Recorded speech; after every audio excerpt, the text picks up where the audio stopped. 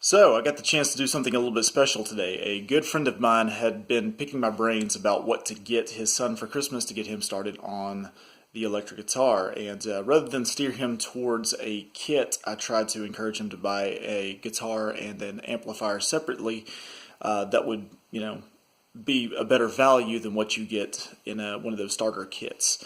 And what I recommended was an Epiphone SG Special, which at the time was on sale for I think around 130 to 150 bucks on Guitar Center's website. But whatever the price was, it was very inexpensive, and so I offered to do the setup on it, not wanting him to spend a whole lot of money on a very inexpensive guitar getting it set up. So he let me borrow it today to kind of set it up a little bit and restring it, and so I got the chance to play it a little bit, and so I thought it would be fun to compare a 2016 Epiphone SG Special to a 2016 Gibson SG Special, which is my own personal guitar that I purchased last year for around $750. So I thought that it would be interesting to see how they compared and what you get for your money, whether you want to spend 150 bucks on a Chinese-made guitar or 750 on a US-made guitar. So without much further talking, this should be fun. So let's get to it.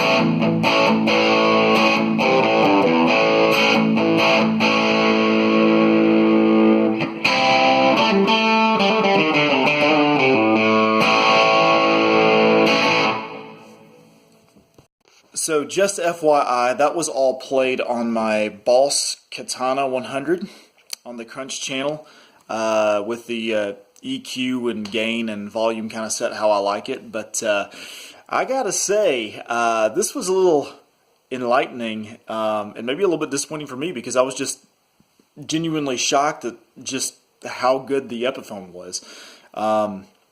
I mean, it plays really, really, really well, and it sounds really good through this amplifier.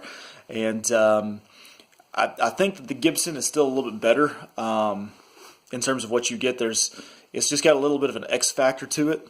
It plays a little bit better. Its action is a little bit lower. Its tuners are a little bit smoother. Its pickups are a little hotter.